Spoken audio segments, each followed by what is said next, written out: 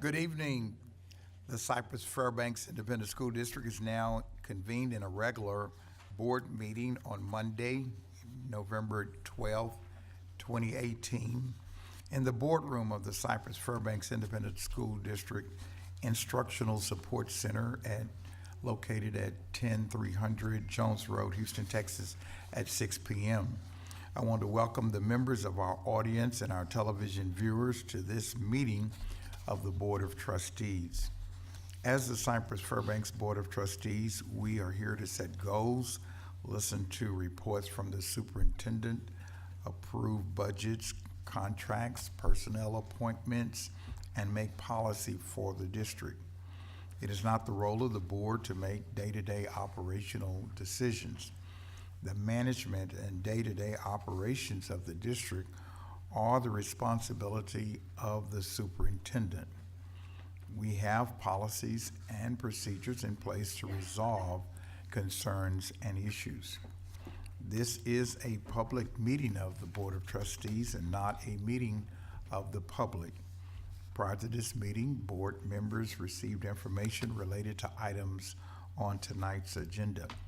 Agenda items will not necessarily be handled in the order listed on the notice. The meeting is open to all who wish to attend and hear the matters discussed. During the course of this meeting, the board may determine that a closed session is necessary. In that event, the board will meet in closed session to consider matters duly posted for this meeting as permitted by sections 551.071 through 551.084 of the Texas Government Code. These proceedings are airing live on CFTV Channel 16 and CFTV online on the district website. They will also be rebroadcast throughout the month on Channel 16 and available on video on demand on the website. For the tape to adequately reflect the proceedings, I respectfully ask that you please refrain from talking while others are speaking and that cell phones are turned off or in silent mode. Thank you for taking the time to join us this evening and for your interest in the Cypress-Fairbanks Independent School District. I'd like to also take this opportunity to recognize our Community Leadership Committee members who are in attendance this evening. And they are Julie Heineman, waving, Stacy Anderson, Danica Smithwith, Sarah Silverman, Gilbert Sarabia, and Nancy Franco. Is that, did I get everyone? All right, glad you all are here. Thank you. And we don't have any Boy Scouts signed up for tonight. All right, the invocation for tonight's board meeting will be given by Tim Gold, the lead pastor of Houston First Church of God. Houston First Church has been supporting our campuses by providing volunteers for our first day of school bus buddies program, making sure our kids get off at the right bus stops. They have partnered with Bain Elementary for many years, providing school supplies and mobilizing to fill other needs, including support after Hurricane Harvey. Tim serves on the Church of God State Board, and he and his wife Beth are foster and adoptive parents. Tim, we appreciate you coming tonight and your commitment to our district and the kids. Thank you for being here. Our the AFJROTC cadets will be presenting the colors tonight, and they are from Cypress Woods High School. Cadet Peyton Garcia is carrying the United States flag. Cadet Autumn Jeter is carrying the Texas flag, and the AFJROTC guards are Cadet Nicholas Itidi and Cadet Hunter Hames. Their sponsor is Major Wanda Ewing. At this time, I'd ask you to please stand for the invocation and for the presentation of the colors and the Pledge of Allegiance. Let's pray. Lord God, we thank you for this opportunity to meet together this evening. And I thank you, Father, for every student that will be impacted by what happens here in this place tonight. God, we recognize that beyond education, these students have many issues that they are working through and dealing with, homes that desperately have need of you. And we ask, Father, that you would minister in a mighty way to each and every student, each and every family, God. I thank you, Lord, for each and every one that is part of these proceedings tonight. I ask, Father, that you would bless their leadership, that you would help them to recognize, God, the influence that you have given them, or that you would help us all to make a powerful impact in this community through the grace that you have given to us. We thank you, Father, for your presence here in this place. Have your way. For it's in Jesus' name we pray. Amen. Amen.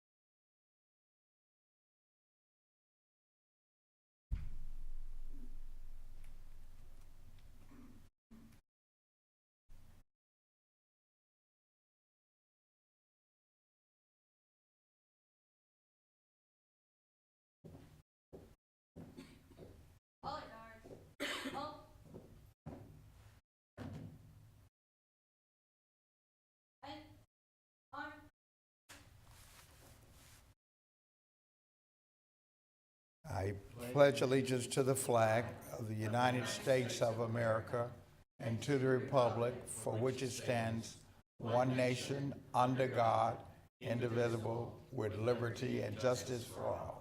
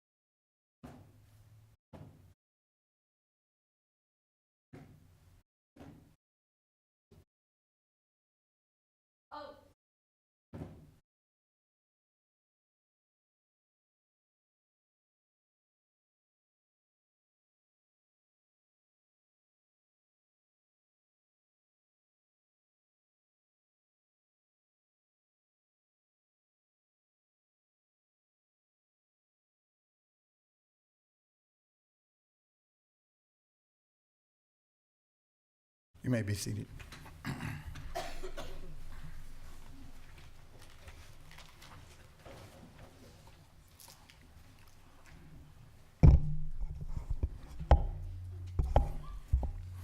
I will now read the district's vision and mission statement for the benefit of the audience.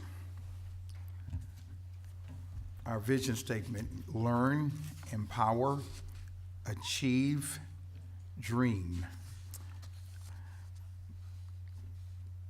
Our mission statement: maximize every student's potential through rigorous and relevant learning experiences, preparing students to be 21st century global leaders. We'll now move to the special recognitions portion of the agenda. The superintendent will make remarks and announcements, including the honors and achievements earned by staff and students in recent weeks. Thank you, Dr. Ogletree. The Salute to the Stars Gala, held in October and hosted by the Cypher Educational Foundation, generated more than $201,000 for scholarships and staff grants. Out of that, the Cypher Educational Foundation will donate approximately $100,000 to CFISD for staff development programs. The Cypher and Jersey Village High School marching bands represented CFISD at the UIL Marching Band State Championships after being among the 5 selected to advance from the UIL Area 1 Marching Band Contest. Both bands competed in the Class 6A competition at the Alamo Dome in San Antonio. CFISD Board of Trustees Vice President Bob Covey was reelected to a 3-year term to the Texas Association of School Boards Board of Directors, representing TASB Region 4, Position F. Both Salyards and Spillane Middle Schools claimed 2 titles at the CFISD Middle School cross-country meet. Each won a boys' team and a girls' team championship. 9 runners from the CFISD qualified for the cross-country state championships. In its debut in the largest classification in the state, Bridgeland High School sent 7 runners to the 6A championships, while Cypress Springs and Cypress Woods High School qualified 1 runner at the state meet. I would also add, to let you know that the Bridgeland girls cross-country team finished 7th in the state. Now, just as a reminder, they don't even have a senior class yet. So there's 260 6A schools in the state of Texas, and Bridgeland High School, without a senior class, finished 7th in the state. So that's something definitely to cheer about. The Cypress Ranch High School tennis team, district champions, completed their season as regional finalists following the Region 3 6A team tennis tournament. Cypress Ranch, this is their 2nd year to go that deep. In fact, they made it all the way to the finals of the state tournament last year, so we've got quite a team tennis program there at Cypress Ranch. 3 volleyball playoffs, Cy Fair, Cy Ranch, and Cy Creek, all advanced past the by-district round of the Class 6A playoffs before each saw its season end in the area round. I talked to you earlier about the Bridgeland High School girls cross-country team that placed 7th overall. I got a little ahead on that because it was on my notes here. The CFISD Psychological Services Department was named the 2018 recipient of the Texas Association of School Psychologists Outstanding Delivery of School Psychology Services District Award. Only one school district statewide receives this honor annually, which goes to a district that recognizes and implements best practices or innovative practices of school psychology that align with the National Association of School Psychologists. Thank you, Dr. Ogletree. Thank you, Dr. Henry. We're now at the board comments section. Any board member may make a comment during this portion of our agenda without prior posting being required. Comment items may not pertain to the character of any student, staff, or board member and may not be discussed or deliberated upon at this meeting. Do we have anyone? All right, Darcy, get us started. Thank you, Dr. Ogletree. I just wanted to thank everyone for participating in voting this year. There was a great turnout, and there were many pictures on our Twitter feed with our staff and parents voting, and I think that's really wonderful. And I don't know about anyone else, but I'm really glad that the political ads are done.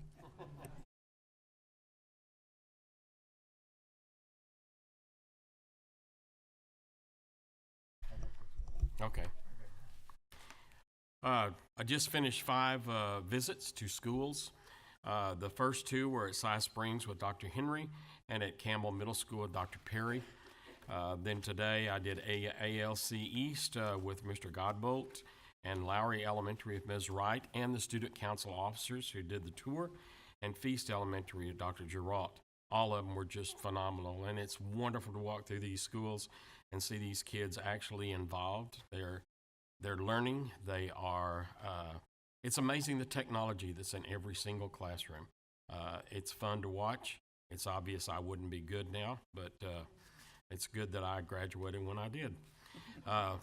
I also went last week to Texas State, as I do each semester, to talk to junior education majors at Texas State. Since I went to school there, I go back and visit with them to let them know about school boards and how important it is that teachers know what the school boards are doing. And specifically, when you're going and you are going to be hired by a school district, you need to know what the board is doing and how well they're doing it. I also do a little recruiting, and it's always fun to try to recruit. Then I want to tell you something that happened about 3 weeks ago at the UIL marching contest here at the Berry Center, when I spent the Saturday watching all the bands compete. And there's just not any of them that are not talented and doing wonderful. The directors are fabulous. But one thing stood out to me that I've never seen before, and so kind of like what Mr. Jackson does, I don't have a hat to tip off, don't have much hair, but I'm going to tell you, Cy Woods football team came to the marching contest to support the Cy Woods band marching that day. That was fabulous, and to see them cheering on the band was just amazing. And I'm so proud of Cy Woods and doing something like this for the band. And then this last Sunday, I got to go hear The Little Mermaid at Cy Ranch, and I'm going to tell you, that was one presentation that could be on Broadway right now. It was just phenomenal. The little girl that played the mermaid is a junior, so there's amazing what's going to happen next year. But it's been a wonderful, wonderful to see Cy Ranch do so well with their theater department. Thank you. Thanks. I just wanted to start by saying thank you to my fellow board members that with my job now, I'm not able to do the school visits, the campus visits. It's something I truly miss. I know that I'm getting the full experience teaching kindergarten that our teachers are having, but I just want to say thank you guys for doing that. You don't have to do it. It's not something that's required, and I really appreciate it. And I also want to just give a shout out to our teachers. It's 1 week till Thanksgiving.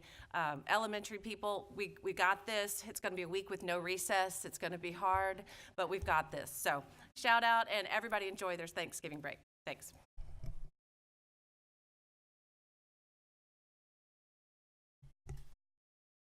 This month is always a very busy month for all the trustees, and I'm no different. Some of the stops.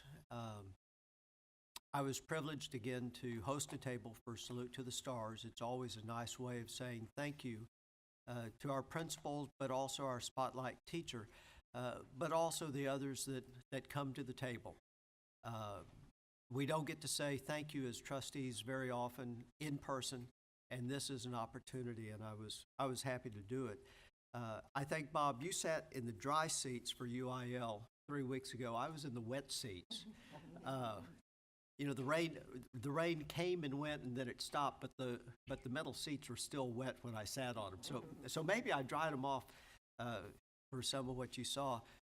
I was impressed with our marching band contest. There were times in this district where it was remarkable for us to send one school to the state tournament.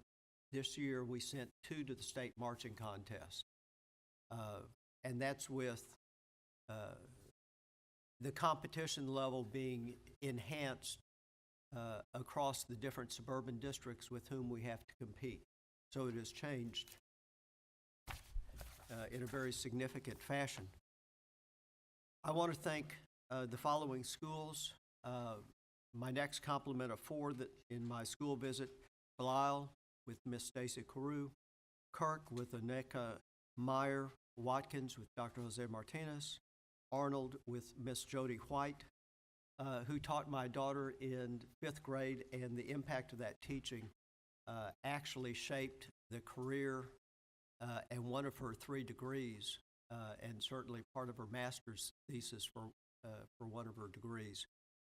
So it reminds me that teachers do have a profound impact, even at the elementary level. Something that I was pleased to see is that throughout we had robust usage of our technology. Many of our campuses and this was my 8th visit for this year, had connectivity throughout. Some of our older campuses are like my house. Connectivity kind of comes and goes. I have good spots and I have bad spots. It just says that on major technology rollouts, you don't know what you're going to face until you actually do it. Tonight, I tip my hat to our technology department. This was the largest technology rollout for an academic campus in the history of the United States. Having spent time in that field many years ago, I used to joke that for my budget, I would take the hours I thought it would take and double it, and then add 10%, and I could always make that budget, simply because you have no idea what you're going to run into until you do it. So not only did the technology, was it working in, I would guess, 90% of the cases, but the teachers were using it, and I would say in an aggressive manner, and the students were responding. I think in the coming years we will see the promise of technology raising student attainment being realized in a very meaningful fashion. I'd also like to give a compliment to Roy and Linda, but also to you, Mark. From a business standpoint, the key mark of a successful business enterprise is how you focus and enhance your supply chain. Well, for an educational facility, a supply chain is from pre-K to elementary, from elementary to junior high, and junior high to high school. And as I hear the principals talk about their supply chain, not their words but mine, I remain impressed with what this district can do. It's not the stuff, as I continually say, that makes headlines. It just makes things work for the benefit of the students. And that's something that's very impressive about this district. It very quietly goes about the business of delivering quality education from a process-driven perspective that works. And of course, on display at Kirk, at the others, but Kirk in particular, you saw all the different types of different seating and table heights available to our students. And clearly our students needed some of the different ones, whether it was a half rocking chair or a very still chair. You could see with the way the students sat and the way they moved that they found where they were comfortable, whether it was at a low table or a taller table. It enhanced engagement.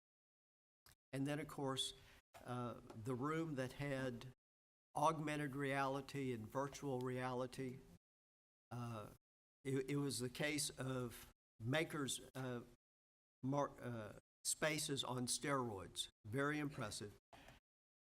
And of course, over at Watkins, you don't have a successful program at Cy Lakes where we offer our second cohort of students to get an associate's degree in 2 years unless they come from the feeder middle school with a strong foundation. And the supply chain is very much in evidence, as well as the quality throughout. I joined with some of my other colleagues, but also 2 of our representatives, Schofield and Bohawk, on School Priority Day. A number of the CLC members were there as well. And what you saw over at Cy Lakes with the second cohort class for our two-year program, college program that they'll graduate from before they receive their high school degree was very impressive. So once again, Cabinet, y'all are doing great things. You may not really read about it in the newspaper, although, Mark, I think you had something. But very, very special. I also had the opportunity and privilege to participate once again this year at a veterans program in my neighborhood, both at Lowry and at Feast. And to all the veterans in the audience and in the viewing stands, we are permitted to educate our children because you chose to serve. And we never forget that. And I always remember it. There's other things on my list, but I think I've used up my time allotment plus some for next month. So I'll close with that. But thank you. It has been a busy month. Since the last board meeting, I had the occasion to visit Langham Creek, Jersey Village, Spillane, and Sampson schools. And when I was at the high schools, I concentrated on visiting our CTE classrooms. And one of the things I love about our district is that we recognize that not all of our students are college bound. And the classes that are offered through Career and Technology for our students are just amazing. And I look back and I've said time and again how I wish there would have been a culinary arts class when I was in high school, because that by no means compares with the old home ec classes I took many moons ago. But we offer so many programs for our students, and I really believe that our Career and Technology is just one of many strengths of this district.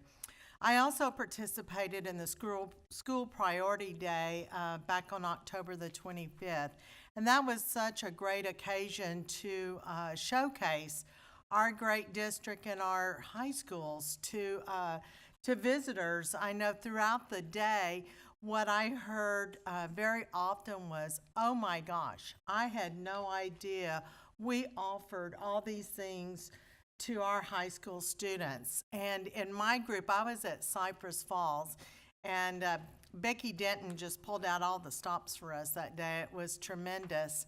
And State Representative Dwayne Bohawk was in my group, and he just could not say enough great things about the leadership of Dr. Henry and our school district. I'm looking forward to attending Spillane's Veterans Day celebration in the morning. When I visited there, I got a little preview of the band preparing for their celebration, and it promises to be a great morning. And then finally, like Mr. Covey, I attended this past weekend The Little Mermaid, which was Cypress Ranch's theater production.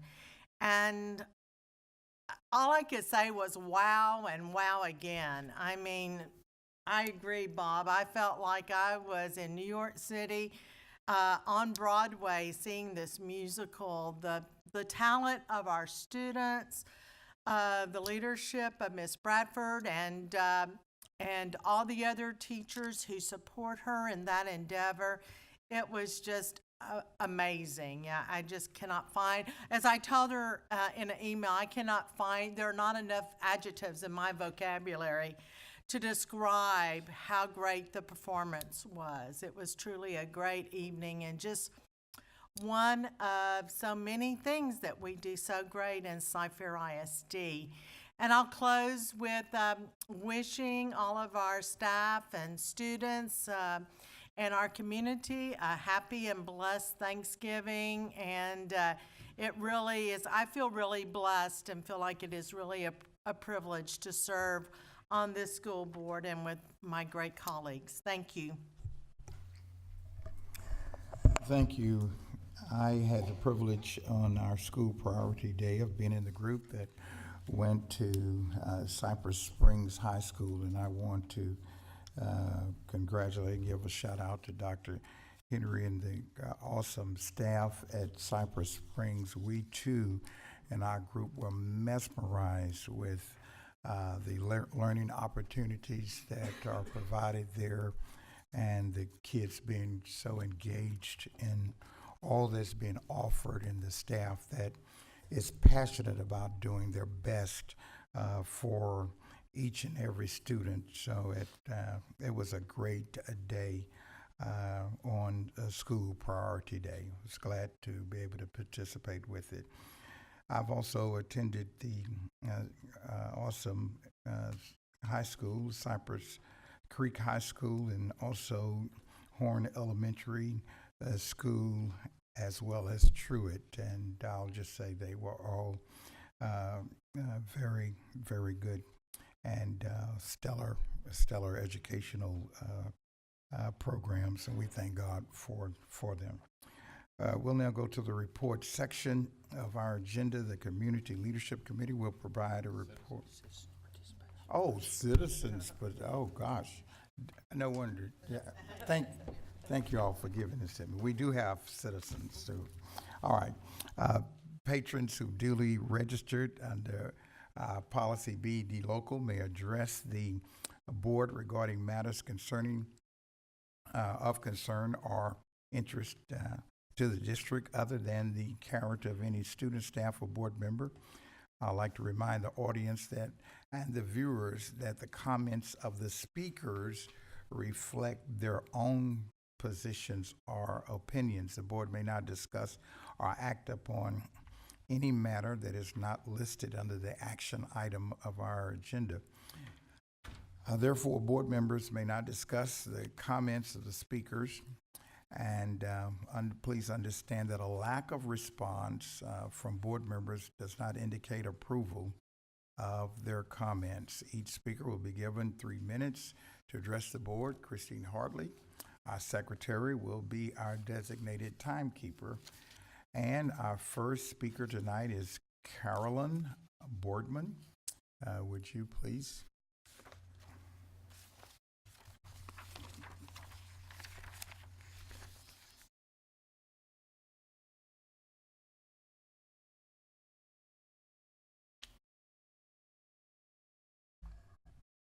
My name is Carolyn Boardman, and I have a son who is a senior at Cywoods High School. Exactly 6 years ago, my son was desperately sick and his body shutting down. I was unaware of the life-threatening autoimmune disease that had started attacking his body. Despite taking him to the pediatrician several times in the preceding months, his diagnosis was not picked up in time. He ended up in ICU for 3 days, suffering from diabetic ketoacidosis, also known as DKA, a life-threatening complication of type 1 diabetes, T1D, a condition that comes under the same category as multiple sclerosis, lupus, rheumatoid arthritis, celiac, plus many other life-altering autoimmune conditions. T1D requires 24/7 management to stay alive. There is no cure. With me this evening are some of the children who also live with T1D. They are just a few of the over 500 students in Cypress-Fairbanks that live with T1D. Our children face indifference, lack of empathy, misconceptions, stigma, and sadly jokes about their condition. T1D awareness is also extremely low. Statistics show that over 40% of all new diagnoses will be made too late and in DKA. Sadly, for some children and adults, they will not survive their late diagnosis. November is Diabetes Awareness Month. November 14th is World Diabetes Day, a day that celebrates the birth date of Sir Frederick Banting. He identified insulin as the hormone required to regulate blood glucose levels. It is known as one of the greatest medical discoveries of all time. Before his discovery, T1D was a death sentence. I'd like to thank Cypress-Fairbanks for today posting about Diabetes Awareness Month. We would like to ask you to acknowledge November as Diabetes Awareness Month annually, to encourage our schools to wear blue on World Diabetes Day, to share the signs and symptoms in school newsletters and on social media. Change ignorance to knowledge. In doing so, that knowledge will save other families the trauma of an ICU hospitalization. The purpose of school is to educate. We know that your board could be instrumental in raising awareness of one of the most common chronic life-threatening medical conditions and the most misunderstood one. 50% of all new diagnoses of T1D are in adults. It does not discriminate. Anyone can be diagnosed. Indirectly, you will also be helping my son and the children you see here today, because as public perception finally starts to change, we hope that the indifference they face in schools will change too. T1D is exhausting to manage. As families, we can only do so much. We need your help. We are halfway through November. T1D does not wait for Awareness Month. We hope you can act now to make a difference. We offer our knowledge to work with you so that you can make a difference in our children's lives and to the families who are not yet aware T1D will touch their lives. Thank you for your time. Thank you, Ms. Borden.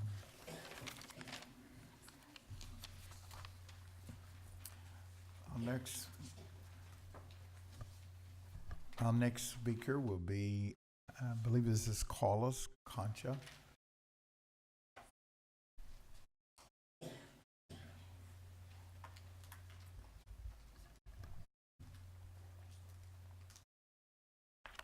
Good evening.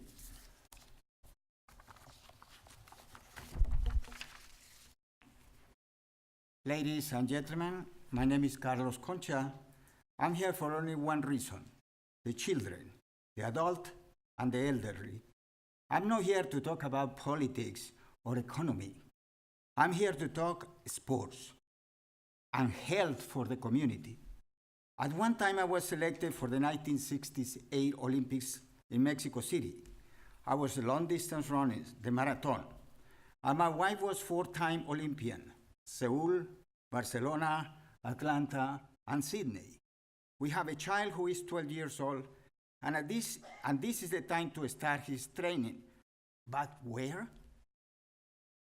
His middle school does not have a track, and the available tracks are closed after hours. The school claims that the people destroy the tracks. I understand the tracks are patrimony of the taxpayers. Where do you think my wife trained for the 2000 Olympics? In Sydney? Yes, at Cypress High School. At that time, Mrs. Smith, the principal, gave her permission to train during the day.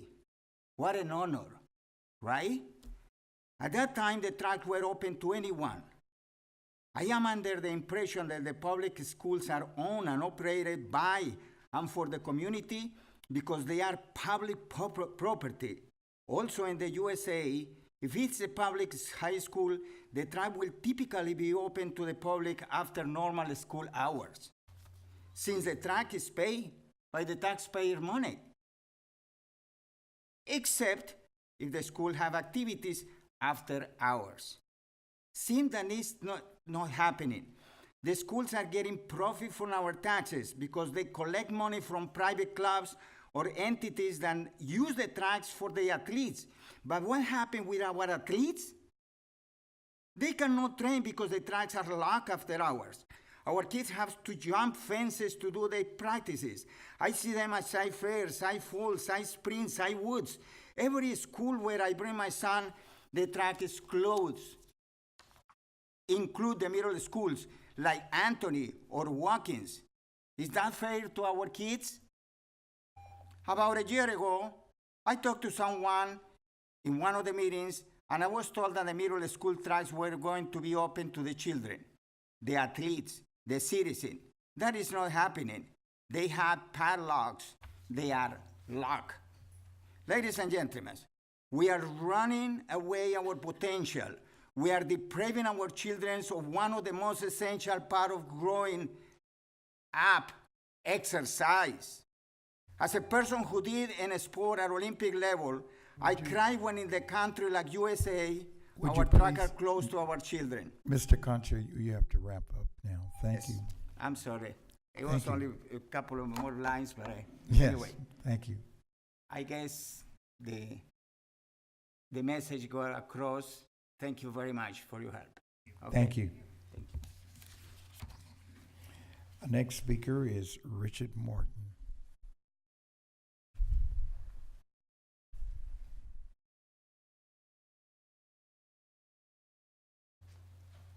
Mr. Martin, when the yellow light comes on, you have 30 seconds left. And please wrap up when you see the red light.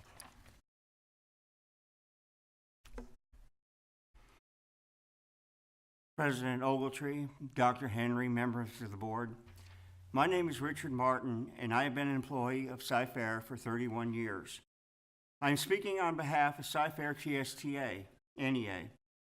We would like to take this time during American Education Week to thank all of the teachers, paraprofessionals, and educational support staff who dedicate their lives providing our students with the best education they can receive to move them into the future with success in obtaining whatever career choices they make.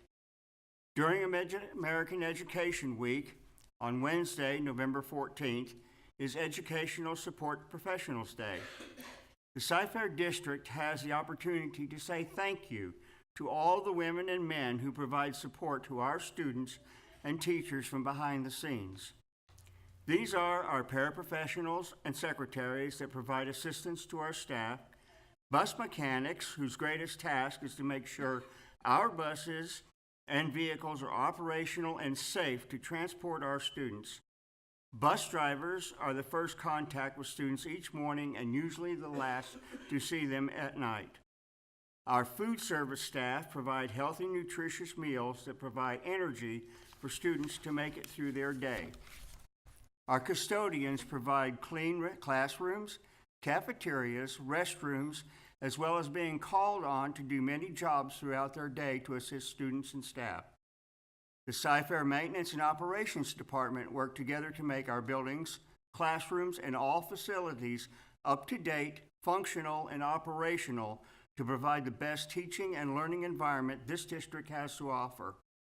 And last but not least is our outstanding Cyfair Police Department.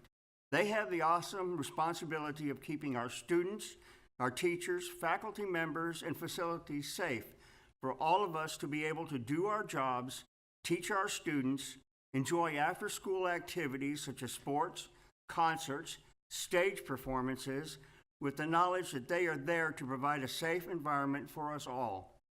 In closing, Cyfair TSTA NEA would like the Cypress-Fairbanks ISD School Board to consider declaring November 14th as Educational Support Professionals Day in conjunction with the American Education Week.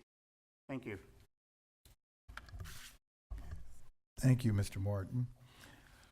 Our next speaker, John Rosenthal.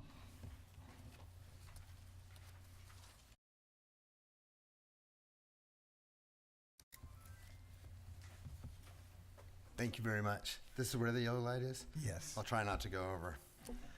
I came to this meeting last month and introduced myself to you all as a candidate for Texas State Representative. And now I'm here as your representative-elect for State House District 135. So I want to thank you all. I want to thank you all for voting. I should probably, for those who don't know me, I'm a 55-year-old mechanical engineer who's worked in oil and gas for 25 years. My father was a lifetime educator, and both of his parents were also. And the platform I ran on was led by to be a strong advocate for public education, which is why I'm here. So I'm making a commitment to you all and to you all that that's what I'm going to do. So I want you to know I like to be involved with the board. I'm accessible to you. I will work for you every day, and I will be accessible to you, and I will work for you every day. And public education in Texas needs more attention. I'm really glad to hear we've got other state representatives working with you guys. My House district comprises a large portion of Cypher ISD. So this is near and dear to me. I hope to earn your trust and the votes that I received in this election. And I definitely am going to be committed to helping you all. So that's all for me. I'm John Rosenthal. Thank you so much.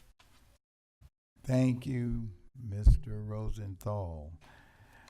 Our next speaker will be Randy Fulton.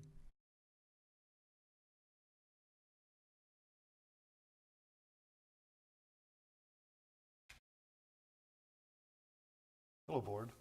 My name is Randy Fulton. I'm a graduate of Cypress-Fairbanks High School. Carverdale High School existed within the district as the black school during segregation. And I'm not sure of the exact timeline when it was met with the wrecking ball, but I have it on good authority that during that time, the trophies that were part of the school were also unceremoniously discarded. In 1965 and 1966, Carverdale High School won the Prairie View Interscholastic League 2A state championship basketball for 2 consecutive years under the guidance of Coach Tommy Johnson, a longtime employee in this district. In 2015, the UIL recognized this championship basketball team during the state basketball tournament in Austin, I assume. In the last few years, school districts in Montgomery County representing Willis ISD, Montgomery ISD, and Conroe ISD awarded their football teams, who were the black high schools within those districts, awarded those teams and recognized them at a ceremony with state championship rings for those respective football teams within their district. And so I initiated a communication with Gary Durenberger here in the school district's administrative offices to put forth an initiative to award Carverdale High School's coach and team with state championship rings in conjunction with the ceremony. And so I just wanted to urge you as board members individually and collectively to work with those individuals at the administrative offices to push this forward with a little bit of urgency. Coach Tommy Johnson is in declining health, and I think this would be a good gesture by the district to recognize this team. Thank you very much. Thank you, sir, Mr. Fulton. Thank you, all of our speakers tonight. We really appreciate your addressing the board tonight. We're going to go quickly to the report section.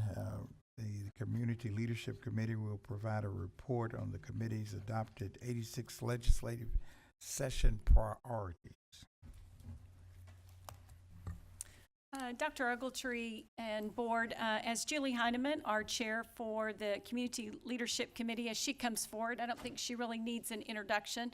I'll just remind you and our audience that we are using a different process this year with legislative priorities. In the past, the board and the Community Leadership Committee have had one combined adopted priority statements, and we have separated that this year. Under Julie's leadership, I believe this committee has really become very self-directed. They've taken a great deal of initiative to get very engaged and very educated on the issues. And so as a committee, they worked together to develop the legislative priorities that she will share with you this evening. So I'm going to turn it over to Julie and let her explain that document. Great, thank you. Dr. Ogletree, Board of Trustees, and Dr. Henry, my name is Julie Heineman. I am the current chair of the Community Leadership Committee. We are a committee of the district made up of parents, grandparents, business leaders, and retired folks who share a common belief that having a strong local school district is vital to our economic and social well-being. Our mission is to learn about how local, state, and federal issues impact quality education in Cy-Fair ISD, to share information with parent, taxpayer, and business groups, enabling them to be more informed and engaged, and finally to communicate with our elected officials, making them aware of the impact of their legislation on our local community. To accomplish this mission, we create legislative priorities every 2 years because the state legislature meets every 2 years. This helps us to focus on what's most important to our community and to clearly communicate with our elected officials. I'd like to share just a little bit about the process we used to develop these legislative priorities because it was a little bit different this time. What we did is we started this summer with a very small group of us members starting with our legislative priorities from the last legislative session. So we used that as sort of a launch pad. We also reviewed legislative priorities from other school districts, both small, rural, large, urban, and everything in between. We also looked at different advocacy groups, and we tried to pull some of the best of what we saw into our own legislative priorities. Interestingly, what we found was that regardless of whether a school district was small, large, urban, suburban, rural, there's much that we share that we're in alignment with, and we try to really focus on those issues where we feel like we can have the greatest impact with our state legislators. So we started this summer with a small group. As we started to build that, we expanded it, included more members into the conversation. We revised again, expanded, eventually ended up working with our full membership. We actually, what you will be seeing tonight is version 14, and we think we're getting very close. I hope so. Okay. So, you know, I have to say before I go much further that I am very grateful for this group of people. We are a very diverse group. We are from one end of the political spectrum to the other, but it's where we are aligned and where we overlap, our passion for public education, where we can have the greatest impact. And I appreciate so much all the hard work and the efforts put in by the members of the CLC. You have a one-page copy of the most current version of our legislative priorities. You'll see there's 4 main areas. There is some duplication and repetition in those, but that's intentional. What we see is that there's several issues that are interwoven between these different categories. So if you see that is intentional. I don't want to read through all the bullet points for you, but I'd like to just share with you a little bit of the why, the thought process behind these different categories. First and foremost has to do with funding. What we see in the community is that there's a great deal of misunderstanding of school funding and how it works. So we want to try to engage and communicate that to our community so they can understand why we're asking for changes at the state level. Many folks don't realize that the funding formulas used to fund our schools were last updated in 1993. Many of the parents of our current students were actually students themselves the last time those funding formulas were updated. And we know that classrooms look very different than they used to. And the expectations put on our students and on our teachers are very different than what they were like when we were in school. So those formulas are long overdue to be updated. We oppose diverting funds to any organization, private schools or other organizations, through different mechanisms like vouchers, education, savings accounts, different shenanigans is a one word, but different mechanisms for diverting funds away from public schools or to non-educational expenses. Again, what many people didn't realize in the last legislative session, some of the bills that were proposed included the state taking 10% off the top. We are opposed to those types of mechanisms. We do ask that the state increase its cost-sharing levels to reduce the over-reliance on local property taxes. As taxpayers, when we see our tax bills go up, there's an assumption that those extra dollars are being sent to the schools. In reality, that's not the case. In reality, the state actually lowers their state funding into our public schools. So we want to make sure that we share that with our community so that they understand why we are going to our state legislators and asking them to bring that more in balance, that cost sharing between the state and local property taxpayers. The next one having to do with unfunded or mandated programs. What we've also seen in the past is that oftentimes legislation will come out that will require new programs for our schools, but without any funding attached to that. What happens is that then as a school board or as a school district, you have to then cut other areas to pay for those new programs. So we're asking that anything new that comes from the state also comes with funding attached to it. And finally, this is an interesting one. As someone who pays my property taxes, I am grateful and appreciate the optional homestead tax exemption that is provided by the school board. So I thank you for that. That it actually provides true property tax relief for me and for others who pay our property taxes. What is not well known is that because of that property tax relief you offer to us, the state assesses a penalty to the school district and actually cuts the funding that goes to our public schools because the district is not sending its fair share of taxes to the state. In a recent board meeting, the CFO, Stuart Snow, said that cost, or those extra funds, would total $62 million annually that could go into our classrooms, could go to our teachers, could go to our kids. We are asking that the state legislature eliminate that penalty, allow us to retain that tax relief through the optional homestead exemption, but eliminate the penalty to our schools. That was the big one.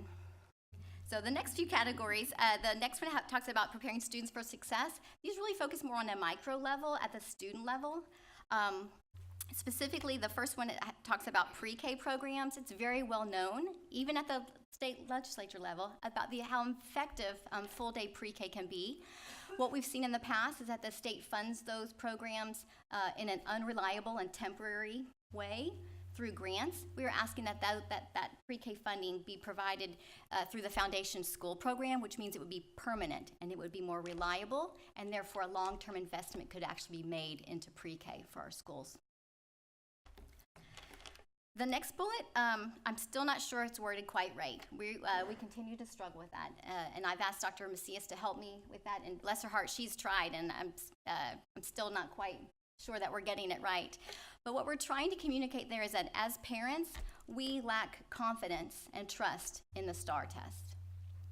That's just the net of it. We feel that test is not an adequate measurement of our students' progress. We believe that students do need to be tested to ensure that they're learning what they should be learning. We just don't have confidence that test is the right way to do it. We don't know if it's a nationally normed test like the SAT, ACT, or the Iowa test of basic skills like we took when we were kids, or Stanford, or if it's a district test, but there's something other than what is being used now. We feel that one test given on that one day over a 4-hour time period is not an accurate evaluation of our students. So I don't know, somehow we got to get that into one sort of bullet point. We're working on that one. And then permanently adopting individual graduation committees. This is a tool that's been in place on a temporary basis for students who have completed all their graduation requirements but struggle with passing that last big EOC or that big STAR test that they need to graduate. These committees allow them to prove that they understand the content and to earn that graduation credit, but without having to pass that test. So that's been something that's been available to students on a temporary basis. We would like to see that made permanent. The next category has to do with school effectiveness. So this is now more of a macro level. We're looking bigger now at campus or district-wide issues. First and foremost, other than students, the most important people in our schools are teachers. So we would look for our state legislature to fund schools in such a way that we can provide more than adequate compensation, retirement, and benefits so that we can attract and retain the best teachers. We know we have the best teachers. We want to make sure we keep it that way. Safety is going to always be a priority for us in our community. We appreciate that the district and the community through bonds and through budgetary investments have invested so much into school safety. This is not going to go away for our schools, and we want to ask that the state legislature, as they also make this a priority, that they put some funding behind that and that they support our efforts and allow us to make those decisions here locally, but provide funding. For the sake of students and for the assurance of taxpayers, we would like to ensure that all schools receiving public funds are held to equivalent accountability, meaning testing, transparency, financial transparency, governance, and safety standards. If a school is receiving state funds and taxpayer dollars, they should all be held to the same standards as all public schools.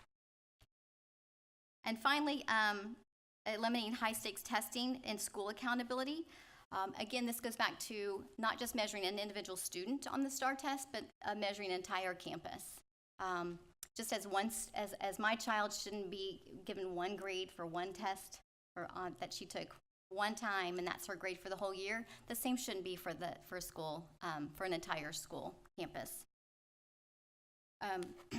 what many people don't realize, and we're trying to educate the community, is that specifically for grades 3 through 8, those school accountability, those campus accountability ratings are all based on the STAR test, 100%. They take those scores, slice them, dice them, mix them up, put them in an accountability blender, stick it out, mold it into a letter grade, deep fry it, and hand it to the parent and say, look at that, there's your grade. But there's so much more that goes in, that it's much more complex than what is being presented to parents. Plus, we don't get those results until the summertime, after the kiddos have already moved on. There's just a lot of that has to do with that accountability system that needs to be fine-tuned and needs to be corrected. Okay, so then finally, local control. So this really kind of wraps it all up. We feel that the people who can make the best decisions for our schools and for our community are the people closest to the community, and that is a locally elected board of trustees. We noticed in the last legislative session that at the state level, there seemed to be a little bit more pulling back for some control more towards Austin, and we would like to see those key decisions in terms of how funds are spent, whether it's teacher compensation or safety, accountability, that be more pushed down to the local level where we would have more confidence as community members. So the next steps are we are going to continue to hopefully fine-tune these, create some tools for our committee members to use to go out and engage the community. We talked today about talking with homeowners associations, Rotary Club, PTOs, booster clubs, anyone who'd be willing to try to better understand these issues. And then we'll also be continuing to build relationships with our elected officials as we gear up to then jump into the session, which starts in January. I'm happy to answer any questions or take any comments. All right, thank you for that report, Don Wright. I don't have any questions, CJ. Y'all did a great job on this, and I wanted to let Representative Rosenthal know that this was on the agenda before we knew you were coming, but we're really glad you're here. I know, I kept looking. Thank Okay, you. good. All right. But y'all are doing a great job. Thank you, and thank you to the rest of you guys on the committee. We really sincerely appreciate all the work you do on behalf of the district. Thank you very much. Anyone else? Yes, Debbie. I also echo Mr. Ryan's thanks. I think back to the very first Community Legislative Committee meeting we had many years ago, and it's just grown and evolved, and I see some of the faces that were back there at that first meeting as well, and just thank all of your committee, Julie, for their service and their commitment to our students and to our school district, because this committee makes a difference. We appreciate you. Thank you. Tom?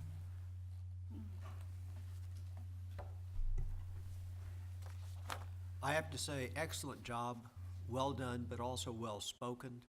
I appreciate your coming to speak to the board tonight. Over the past 7 years, I probably have attended well over 90% of your meetings for two reasons. One, it helps to educate myself. But more than that, I want you and your colleagues to understand that I thoroughly support the entire process. The number of hours you put in is more than just that one meeting. Y'all meet throughout, and you're constantly refining, but you're also constantly reaching out to the community. I am also well aware that you do make a difference. Mothers Against Drunk Testing was actually formed on the concept of the CLC. So the leader of that group, she came and met with key individuals from the CLC. Your impact transcends the community of Cy-Fair, and you actually reach the entire state. Very impressive. This is very excellent, very solid work. Thank you. So I appreciate all the thought and time and effort that went into this. So let me ask you a question. You talked about reaching out to the community. Do you plan to contact elected officials in Austin? Yes, what we're planning on doing, we already have started that process. We've extended to the congratulations and request to meet with the representatives who were elected, the most recent election. We intend to meet with them here locally before they go to Austin in January, as well as meeting with them and their staff in Austin during the session from January to May. Thank you. I would also remind you that there are three trustees on this board that all flowed through the CLC. So service doesn't necessarily always stop just with the CLC. Thank you. Again, thank you, Julie, for y'all's work in this report. I'm looking forward to the 86 during the legislative session. I usually in Austin at least 4 times, and so but to have you all citizens from our district there, they expect me to be there to argue.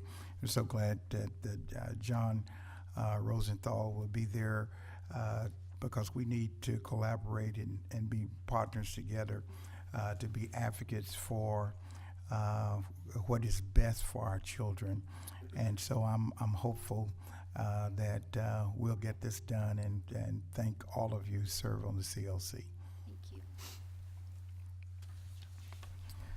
We'll now have the administrative report on the proposed bond study process. Thank you, Dr. Ogletree, trustees. Teresa and I are going to cover this very quickly, primarily because we know y'all know the routine. You've all been on this board or have served this community for many, many years, but we're coming to you this evening letting you know that we would like to begin the process of putting together a long-range planning committee. And just very quickly, the purpose of that committee is to evaluate input and needs of identified areas around the school district. We've been working on this internally for the past several months, all the way, well, in fact, it's been nearly a year when we started working on this process. We want to develop a consensus for a long-range plan recommendation from this committee and present that long-range plan to the Board of Trustees sometime later on in 2019. The charge is to develop a long-range plan recommendation that considers the educational needs of all of our students.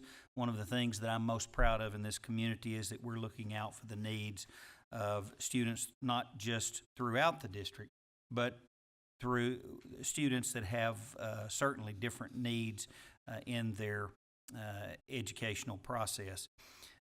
We want to work with this group to provide a solution for new facility and transportation needs precipitated by the continuing growth of the Cy-Fair community. We want to provide a solution for facility renovations, security modifications, technology and technology infrastructure needs. Again, going back to what we've talked about many times, one of the things I'm most proud of in CFISD is we're continuing to look at ways to make our more mature communities and more mature facilities have the same equal advantages that our newer facilities have. We want to make sure that through this planning process that we ensure support for a quality education for all students and that it reflects the community values and perception of needs. And as always, and the thing that we're most noted for throughout not only this community but throughout the state is our commitment to fiscal responsibility. The structure of the committee will be the chairmanship. We'll have our community co-chair is Julie Heineman, and our district co-chair, working closely with her through this organization process, will be Teresa Hull. We'll have approximately 50 members. It'll include parents, students, business, community members, and staff, and it will reflect the geographic and demographic diversity of the district as a whole. The parameters are that we're looking to try to meet the needs of the district through the year 2025. That seems like a long time off, but it's really not. It'll be here before you know it. Will be consideration will be given to all needs before establishing priorities, and the evaluation and prioritization of needs will be based on the established charge. We actually know that we have needs just from our internal discussion that are probably much greater than we can meet over the next 5 years when this program would start. But we just have to, as y'all know, you used to do these every 3 years, and now we're trying to do them every 5 to 6 years or so. So with that, I'm going to ask Teresa if she'll just talk about the timeline. The timeline that we are proposing for the development of this long-range planning study is very similar to the timeline that we followed in 2014. Ms. Blackshear can speak specifically to that timeline, as she was our chairperson during our 2014 bond program. But we received a lot of positive feedback from the members about that process. Although it was a short amount of time, they felt that that was very productive time, that it really did not draw things out for them to have to try to commit long-term to all of the meetings, and it allowed for them to really stay very focused and engaged on those topics. The other thing that we did differently in the 2014 Long-Range Planning Committee was that everyone stayed together. We did not divide into areas of expertise such as technology or growth or safety and security. We really kept the committee together and covered the information on all areas so that all of the committee members could make well-informed decisions when they were prepared to develop that final recommendation. So the timeline that we are proposing at this time is with the board's blessing, if you will. This is not an action item, but making certain you don't have any concerns with this proposal. We would begin the process of inviting long-range planning committee members tomorrow. I've been trying to collect a list of recommendations and have a pretty good list going right now. And as Dr. Henry mentioned, it is a combination of parents, community members, board members, faith-based leaders, students. We had included students in 2014 and felt that that was extremely valuable. We have limited staff on the committee. We have asked a principal from each from each level, a high school, middle school, and elementary, to participate, as well as a teacher from each level. So the majority of the committee is non-employees or non-staff, but all of our staff would obviously be available to answer any questions that the committee may have. We would have our first kickoff meeting right after Thanksgiving, and that would really just be an organizational meeting on November the 27th to review the timeline that we are proposing, talk about the charge of the committee and the areas that we're going to focus and discuss, and obviously an opportunity for all the members to introduce themselves and get to know each other. Through December 3rd through January the 15th, we would be conducting approximately 5 or 6 meetings. Before the Christmas holidays, we'll only do 1 meeting per week, but when we return after Christmas in January, we would be having 2 meetings per week during that time period. That is very similar to what we did last time, and again, I think it was very effective.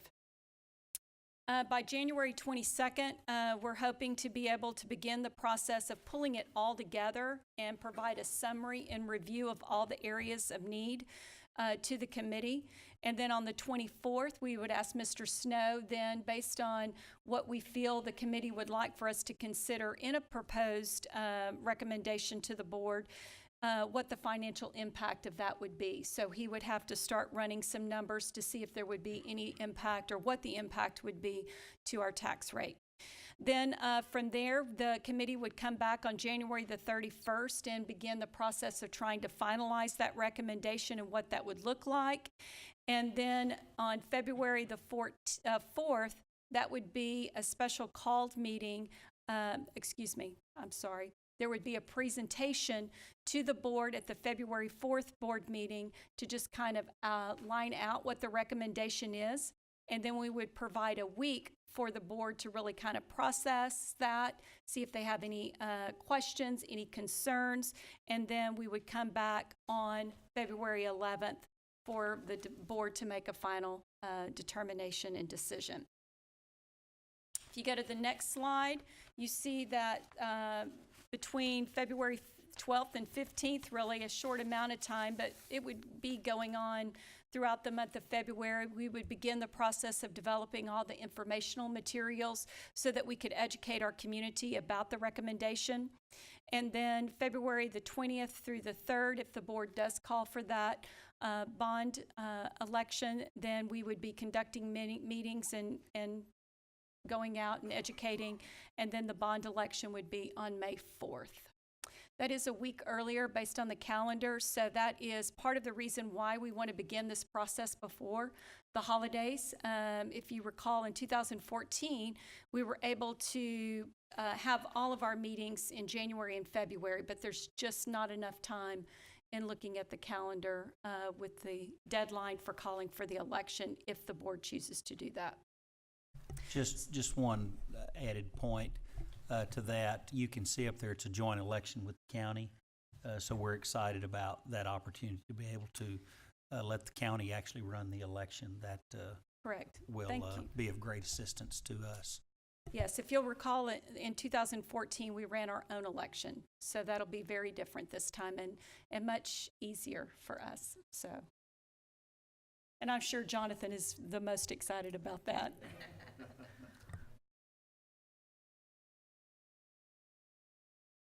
So we'll take any questions you may have. All right, any questions, board members? All right. Would you explain the reason why you prefer to recommend to the board for consideration to have the bond election in May as opposed to November?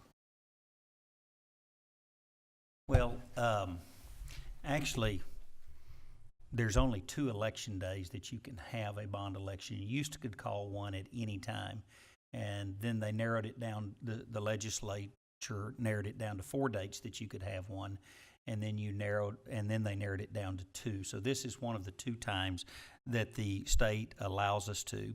One of the reasons that we like to do them in May is because that gives us a little bit of a head start. And in all honesty, I know Roy Sprague can tell you, with inflation cost, we feel like one of the big things that we did in 2014 that saved this district millions of dollars was doing it in May as opposed to November, when there's a lot of other elections that go out. So we feel like it saves a year of inflation, and we also feel like that people that are really concerned about what goes on in the school district come out and vote during that May. It's a time people are used to voting. So would May be an easier time to focus on a smaller topic such as a bond election versus a general election in November? Absolutely. I mean, if we went in, well, just say we were in November of this year, which we were not prepared to do it this November, we would have been on page 3, buried at the bottom of a very long ballot. So this is an election where people can focus on the school district more. Along that line, Stuart, are we in a rising interest rate environment? Because if we're in a declining or stable interest rate environment, that might mitigate at least some of the financial cost of when we hold the election. Well, I think am I on? Yeah. Interest rates have increased somewhat over the last, 6 weeks or so. We're still at a historically low market. So, I see that that would not have a significant impact on the bonds that we sell at that time. Thank you. Thank you, Mark. Are there any other questions? All right, if not, we're going to take a 5-minute break and we'll be back. All right, the board is now back in session. We'll now go to our agenda items. None consensus. The board will consider awarding, well, first, we need the agenda item 5A. The board will consider approving the minutes of the October 8, 2018 board meeting. Dr. Ogletree, I move that the board approve the minutes of the October 8, 2018 regular meeting. Dr. Second. All right. All those in favor, please raise your right hands. All right. We'll now go to the non-consensus items. The board will consider awarding bids, contracts, and or authorizing purchase orders as recommended in the posted agenda item. Departmental vehicles, mobile video surveillance system for school buses, Power School online enrollment application system for student services, school cash software site license and maintenance fee renewal. 6B, we're going to do either one? Each one, we'll take each one. All right, may I have a motion? Dr. Ogletree, I move that the board award bids and contracts and or authorize purchase orders as recommended in the posted agenda item. Second. All right, been moved and seconded. Is there any discussion or questions? Or yes, Tom? A couple of quick questions. And this covers this laundry list you read out, correct? Yes. So for the mobile video surveillance system for the school buses, is that a safety issue?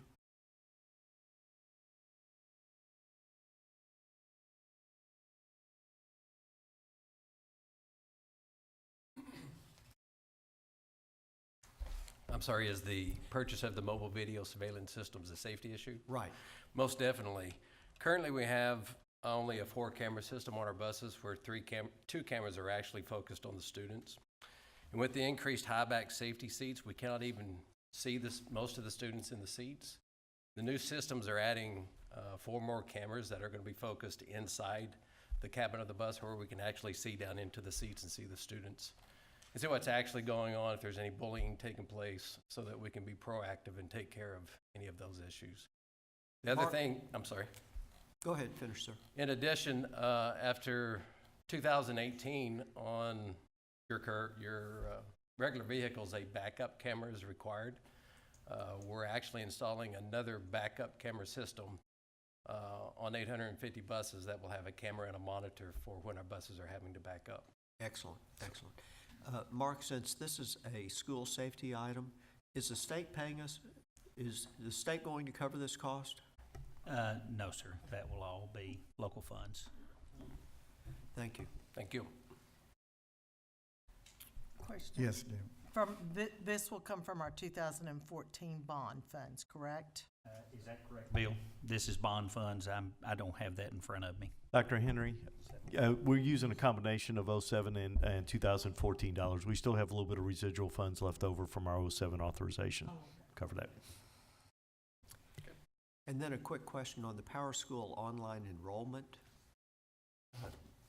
Can that also be used for our after-school program? Or is this merely for students attending regular school? Does it extend over to summer school? I'll answer that one. So it is for students that are registering for, not for the after school or before school, just online registration for our students that are entering K through 12. And I don't think those two systems can talk. The after school program they have a registration system that won't be connected to this one. Okay, thank you. Thank you, John. All right, do we have a motion? A second? All right, are we ready to vote? All right, all those in favor, please indicate. All right, it's unanimous. 6B, the board will consider approving the use of job order contracting as the construction delivery method for the 2018 district-wide security project, offering the best value to the district.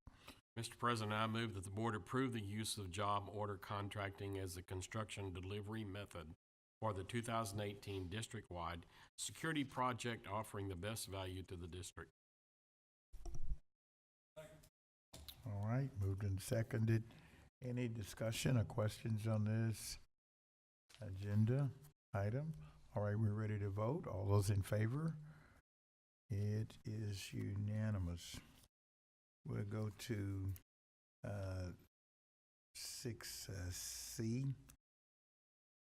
The board will consider approving construction proposals and contracts paid from bond funds to the recommended contractors and authorize the superintendent or designee to execute all necessary documents related to such contracts as follows.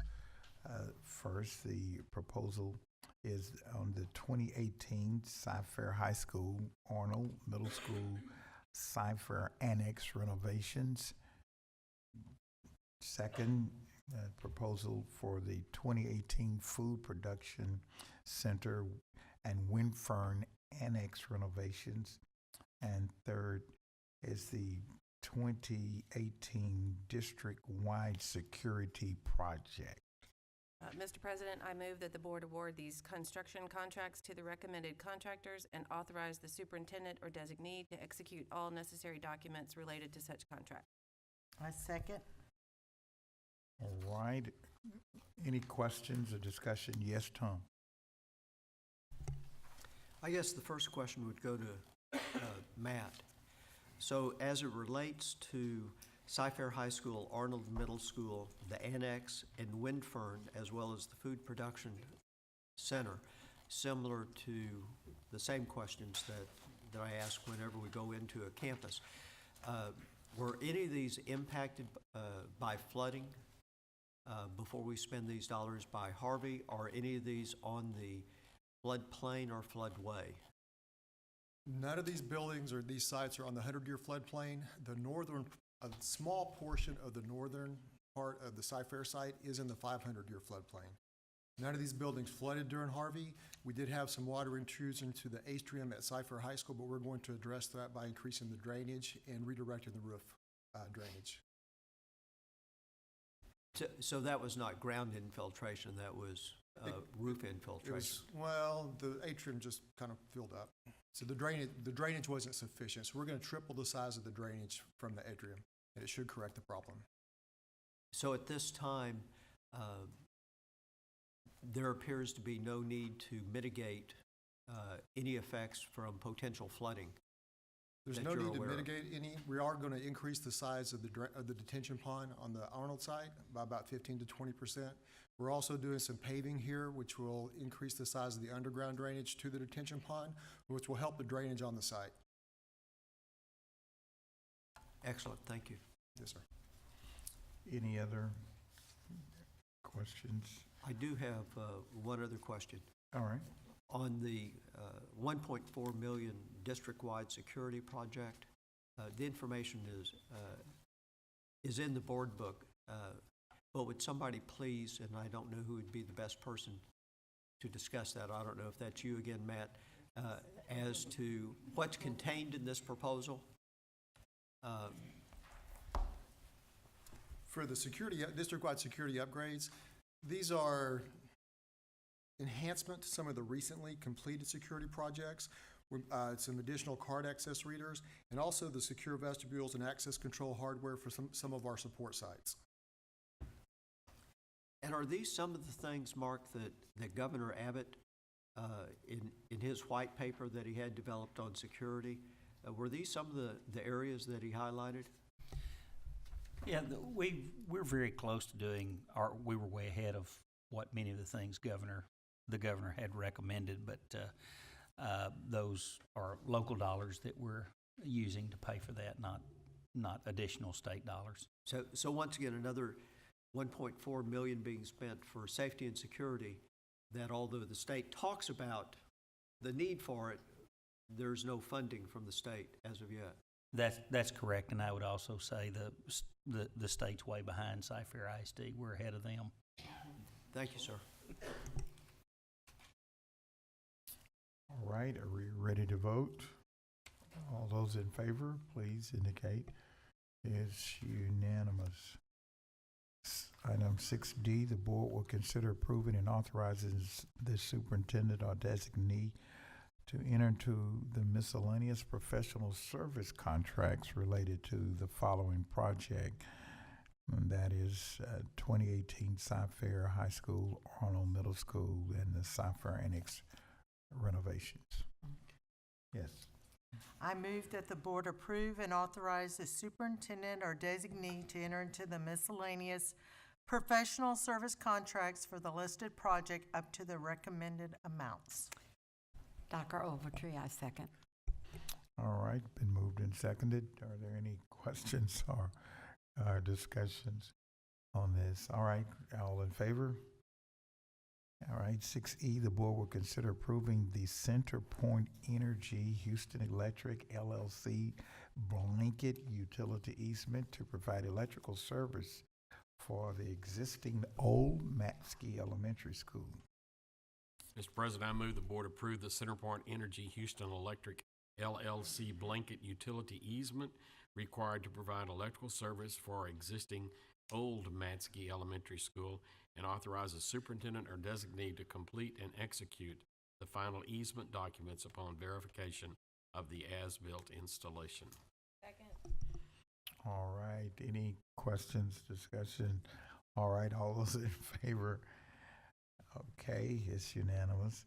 At 6F, the board will consider approving on second reading additions, revisions, or deletions to district policies. That's BBD local board members, training and orientation. That's a revised FEA local attendance, compulsory attendance. That is a revised.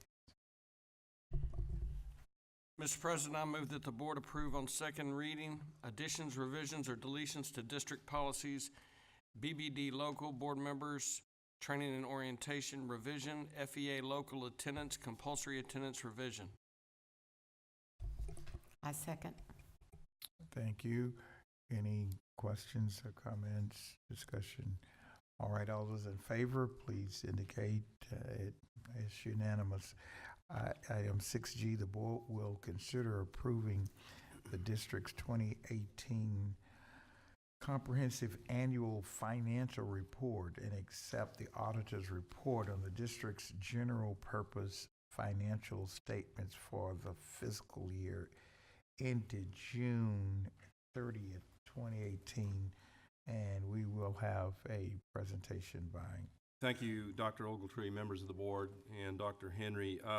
Our presentations on the financial reports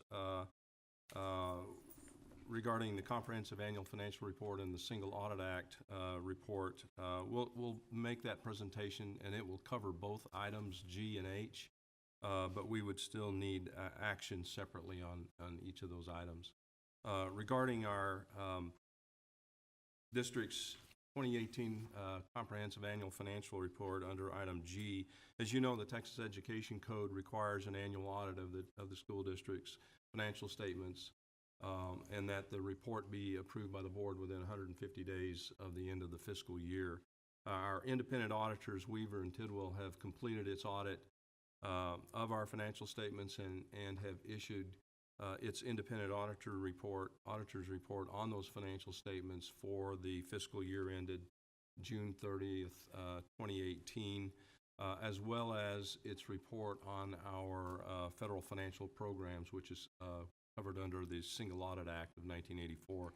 But before I ask Karen Smith to come and make that presentation on the CAFR for fiscal 2018. I do want to recognize her and thank her, as well as a number of our staff in the financial area, financial department, Mabel Isles, Melissa McInerney, and Annette Pete. They just do a marvelous job, a phenomenal job throughout the course of the year.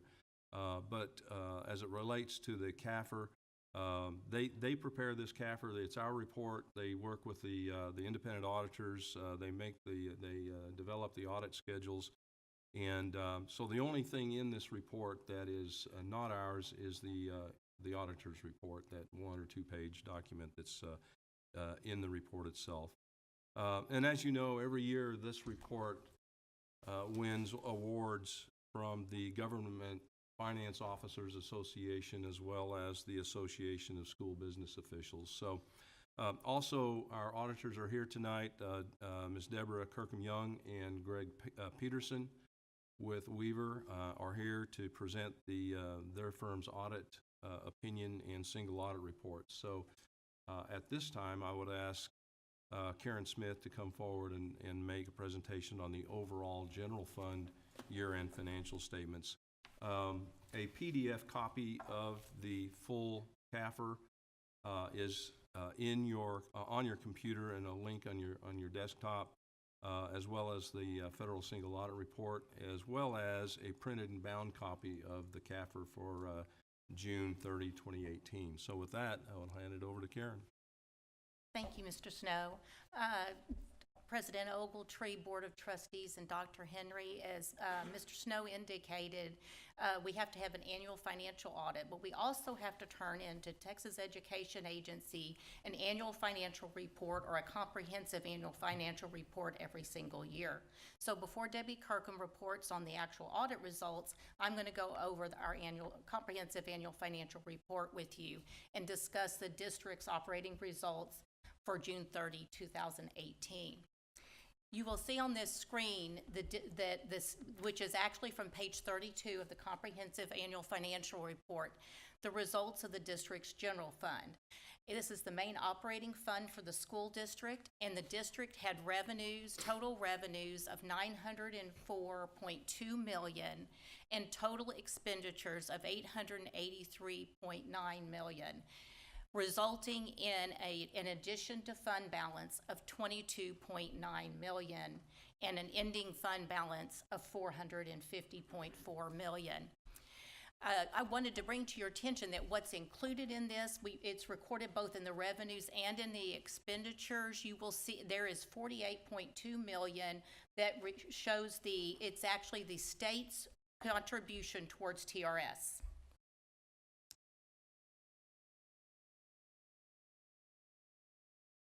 I thought it would be interesting to show you the additions to fund balance for the district over the past 10 years.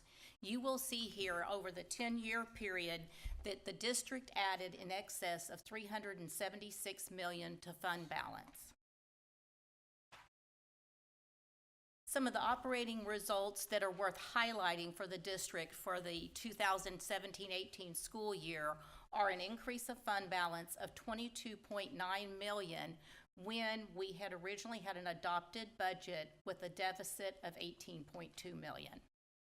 Also, the fund balance resulted in over 6 months worth of expenditures and fund balance, about 51% of expenditures. The district continues to have a low general administrative cost of 1.8%. This is below the state average of 3%. Also, the district continues to be below the threshold related to the administrative cost ratio for a district of our size. Our administrative cost ratio was 3.8% when the recommended threshold is 8.55%.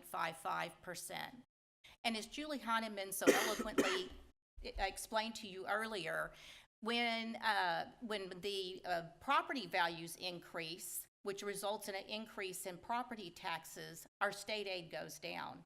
This is reflected where our state revenue for the 17-18 fiscal year from state aid was 36% of total revenues, while property tax revenue was 55% of total revenues.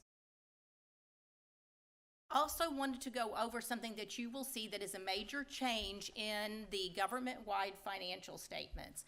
The district was required to adopt a change in accounting principle this year associated with Governmental Accounting Standards Board Statement number 75.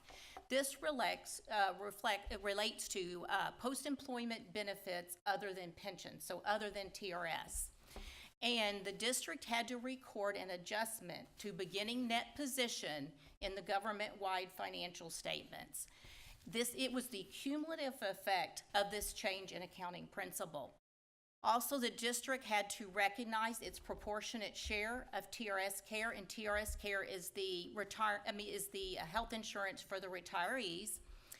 But I want to stress that although you will see a negative net position and a negative unreserved portion of balance of net position, that this does not reflect what is actually in the governmental fund financial statements and does not affect fund balance, nor does it affect our ability to meet our financial obligations. So now I will turn it over to Ms. Deborah Kirkham-Young to go over the audit.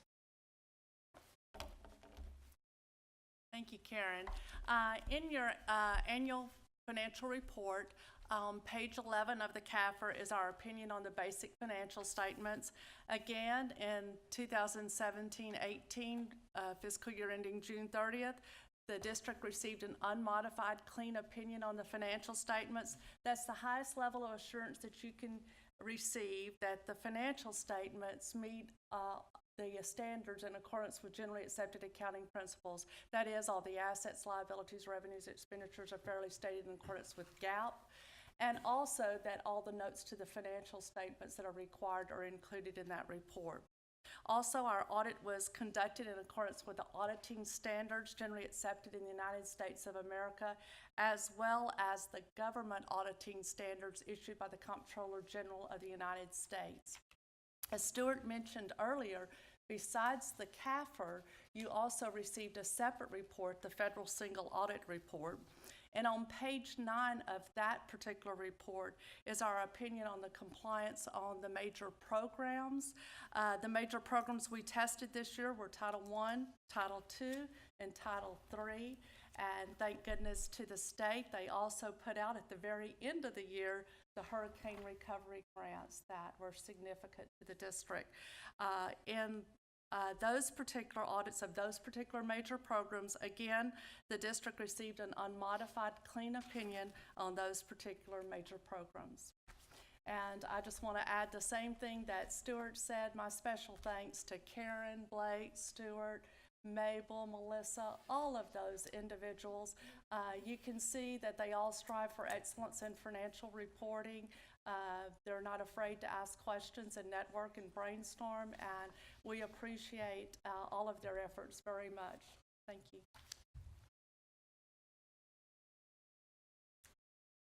Debbie and I are available to answer any questions that you might have. All right, board members, any questions? So, We first started talking about GASB 75 back in 2015 when it became apparent that it would pass in the summertime. And Dr. Michael Granoff, who many consider to be the preeminent academician when it comes to governmental accounting, had a tongue-in-cheek question that he passed on to me to ask as to the impact. So the impact of GASB 75 should not be a surprise to any of us because we've been talking about it for a few years. But let's talk about how big is that number and where do we find the number in the CAFR to be able to look at it a little more closely. Well, first of all, the district had to make an adjustment, like I said, a prior period adjustment. That would be And let me stop you there. What does a prior period adjustment mean? That is where we had to go through and adjust for all the prior periods, previously issued financial statements, the cumulative effect of this change in accounting principle. So what you indicated is this new accounting principle says we have to record the liabilities of our share of TRS. Is that correct? Of our proportionate share of whether, in GASB 75, it's TRS Care. And prior to this year, we never really had to do that. That is correct. But for our annual contribution, did we show that in prior years?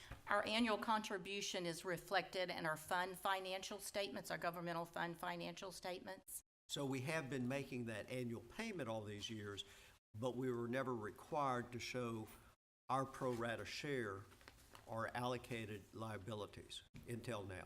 Until now, correct. Correct. Okay, so how big of a bite of Okay. the apple is this?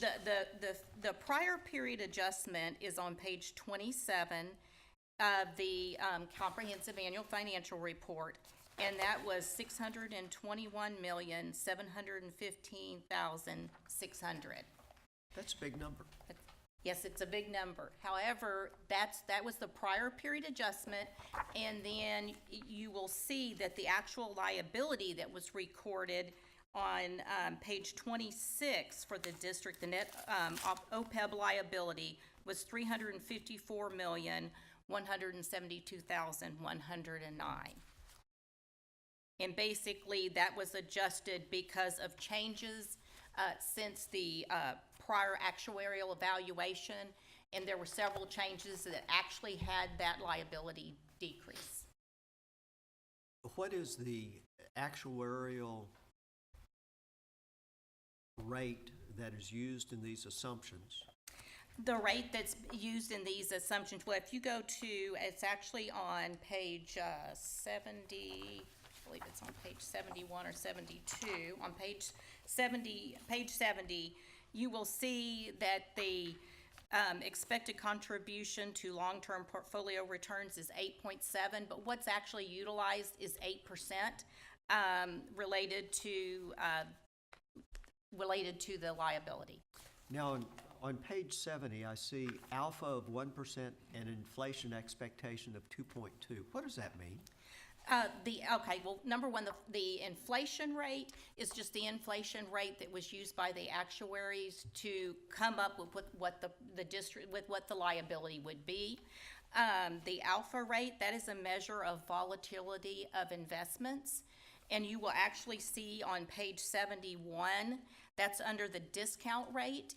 And you will see that the measure, and basically because the dollar amount is so small, what they actually used for the OPEB liability is the municipal bond rate of 3.42%.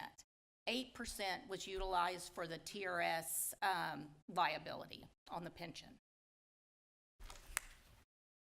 Now, to further confuse and muddy the water, in July of this year, the Houston Chronicle ran a article, but it also showed up in the Tribune. And so I'll quote from the Tribune. The Texas Teacher Retirement System, Austin, lowered the assumed rate of return for the $151.3 billion defined benefit plan to 7.25% from 8% at a board meeting Friday. Lowering the fund's assumed return rate has been debated by board trustees for a year. It is controversial because lower return rates will require higher contributions from the state, TRS members, and school districts. So by changing the rate of investments from 8% down to the 7.25, will that have an impact when we take a look at this calculation for next year? And then secondly, if it does, should this be included as a subsequent event footnote? It is possible that it could have an effect. Now, what you've got to take into consideration is sometimes there are other changes that actually affect that liability, such as the district's proportionate share of the liability. But that information is actually essentially disclosed on page 71 because what it shows is the current it's not on page 71 because the one you're referring to actually relates to the TRS liability, and that's on, let's see. 65. It's on page 65, and you will see that it shows the current discount rate of 8%, and then it shows what our liability would be if that rate was 1% higher or 1% lower. So if you look at the 7%, somewhere in between there and the 8% is what the effect would be. However, we report basically a year behind as far as because the TRS plan year is different than our year. And so TRS provides us that information. There was nothing given to us to show that it would be any reason to put it as subsequent information in the annual audit.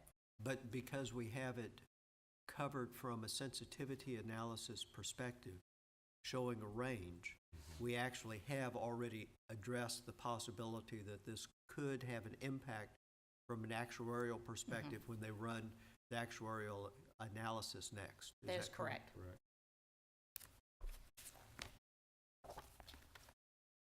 Good conversation on a difficult topic to cover. Do we anticipate, and we may have some folks in the room who may comment on it as well, other than the three of y'all, will this have an impact on how bond rating agencies analyze our financial statements? You know, I will let them say, you know, they can later respond to that, but bond rating agencies are aware of this change, just like they were aware of the change that happened with GASB 68 that related to the TRS pension liability. Therefore, I think they know this and they're taking that into consideration, just like the Texas Education Agency takes that into account when looking at our financial integrity rating. They actually back those numbers out. You correctly anticipated my next question on that. Let's see.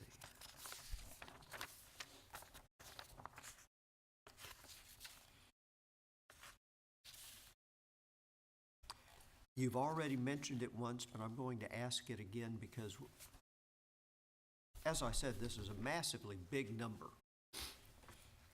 Why does this not impact our liquidity? I mean, we recognized a prior period adjustment, I think you said, of $600 million. I think you told us that we just put a $300 million liability on our balance sheet. Why does that not impact our liability? Why does that not impact our liquidity?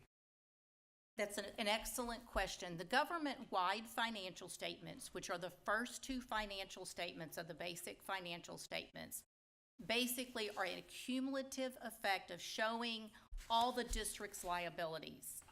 And then the fund balance financial statement shows the actual current year operating results and basically what our expenditures are, what our revenues are, and what the results are for the current year based on what we know now. So the government-wide, as I said, is taking into effect everything as if we owed that money today, which we actually do not. You know, in the auditor's letter to us, they identify significant accruals and significant estimates. Within the financial statements, one of the items of disclosure, it says 56% of property tax receivables is not scheduled to be collected in the subsequent year.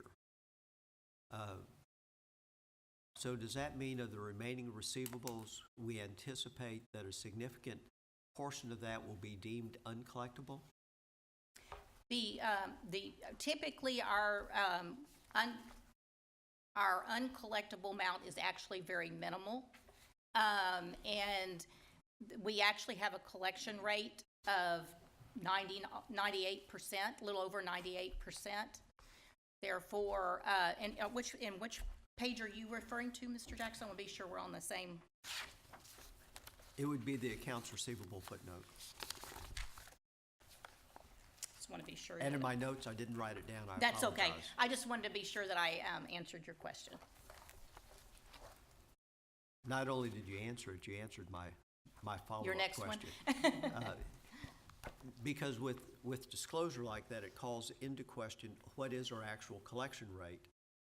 And if we take a look at the effective collection rate in terms of total dollars received net, is that greater because of delinquent fees and interest?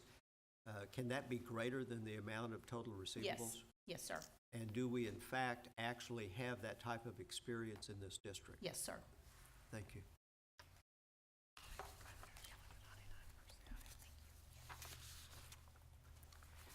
A question on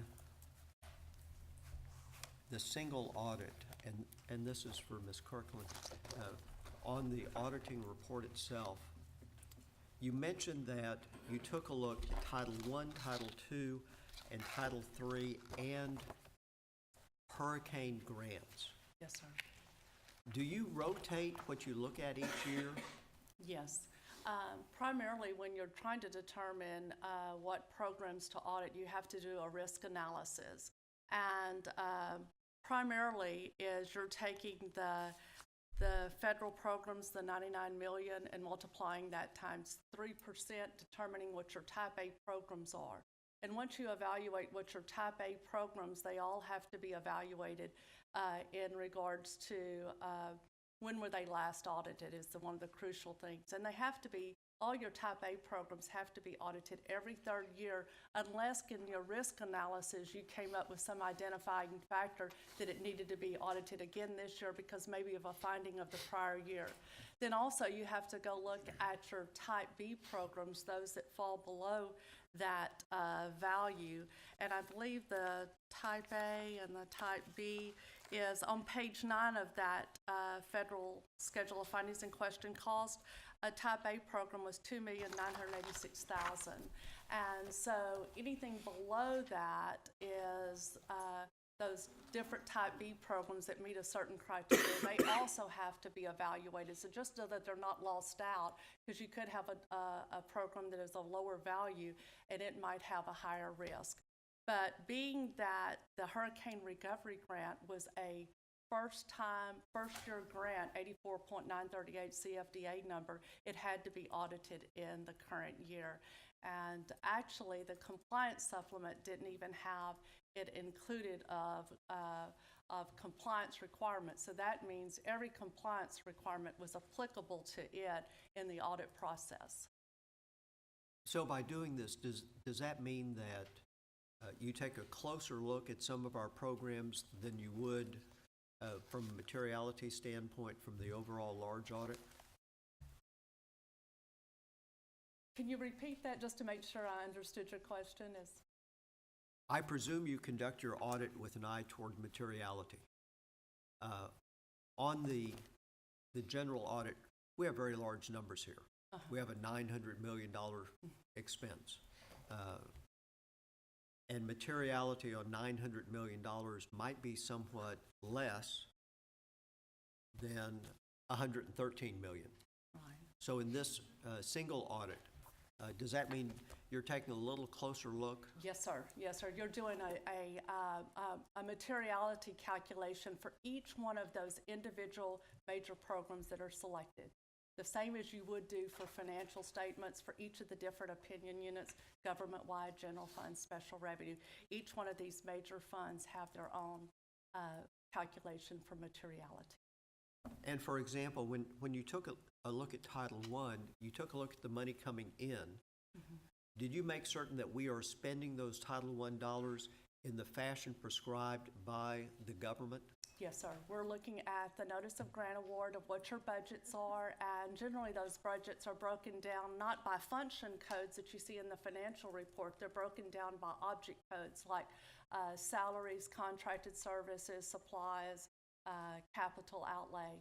And the district's general ledger is able to break those things down, and we're able to make selections. And primarily the things in your major programs is allowability and allowable costs, reporting and cash management are always some of the most significant compliance requirements.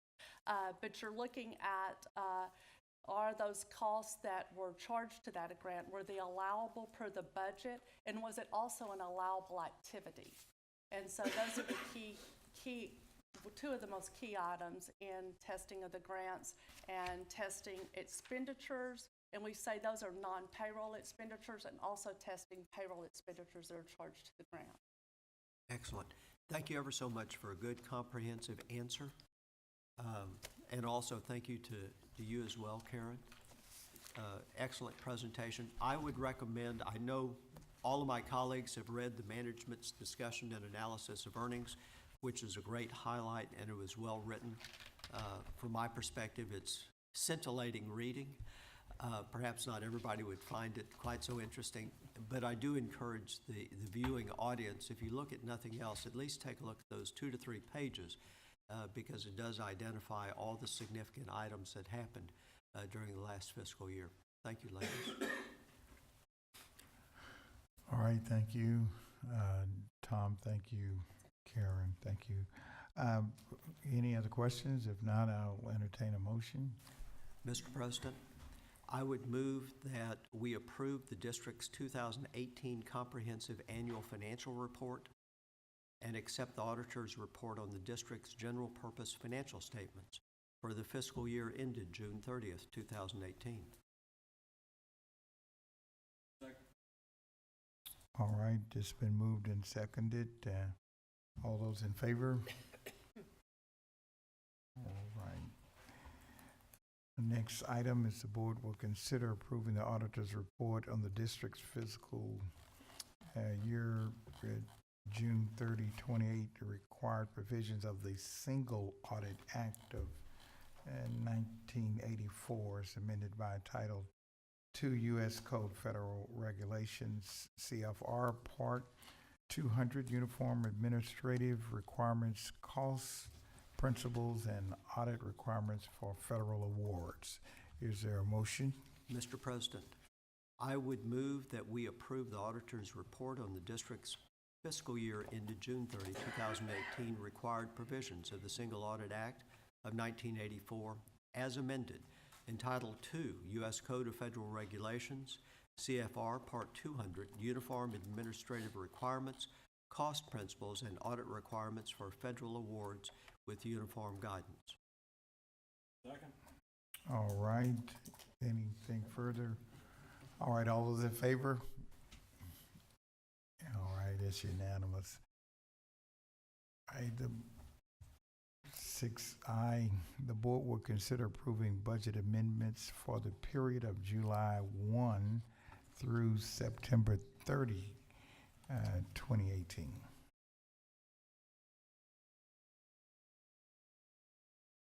Mr. President, I move that the board approve the budget amendments for the period of July 1, 2018 through September 30th, 2018. Second. All right, are there any questions or any need to discuss? All right, all those in favor?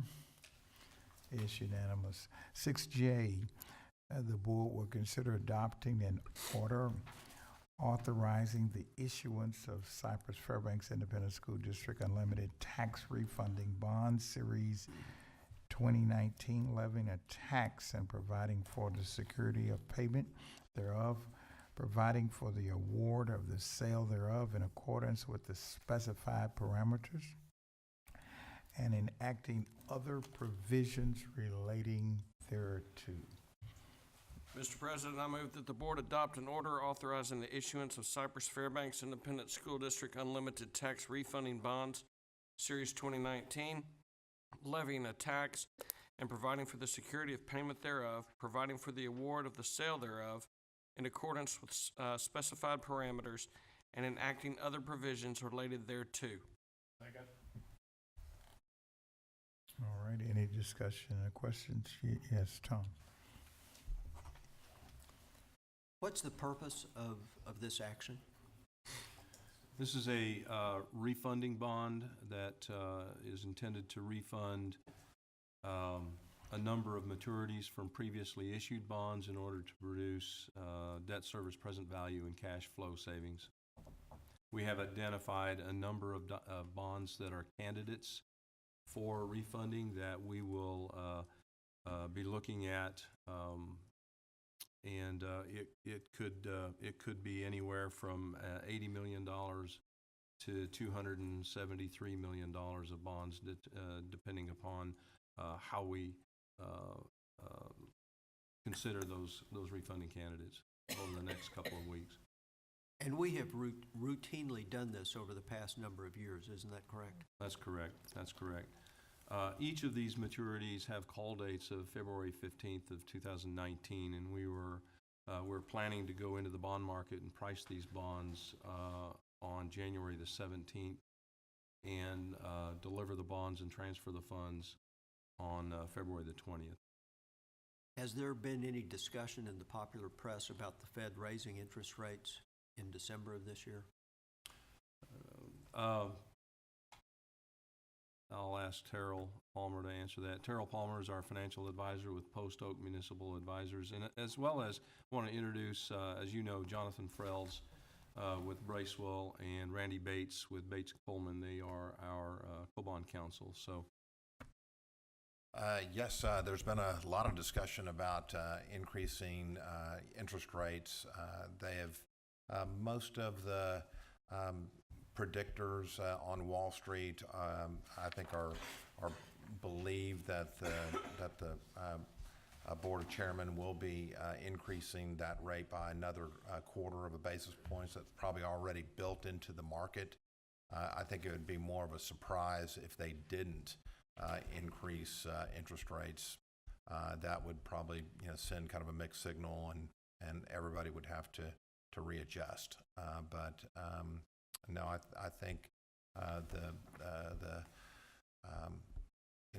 the board has really provided a lot of indication out there that they will be continuing to increase interest rates on the short end of the yield curve in the near future. We're really not issuing these bonds, unlike your variable rate bonds. We are issuing these bonds that have a relatively long average life, anywhere between 7 to 10 years. And so short end of the yield curve adjustments really do not affect the interest rate on these kinds of bonds. A lot of these bonds are also what they call current refundings, and it wasn't really bonds that we could have advanced refund a year ago when interest rates may have been a little bit lower. 82 million of these bonds can only be refunded right up until their call date of February 15th of 2019. And so that's kind of why we're in this window right now of trying to affect this refunding. Have we been financially successful in these refundings in the past? Absolutely. As a matter of fact, Stuart and I were just visiting about it. We've been spoiled really by the wonderful savings that the district has achieved over the last 3 or 4 years.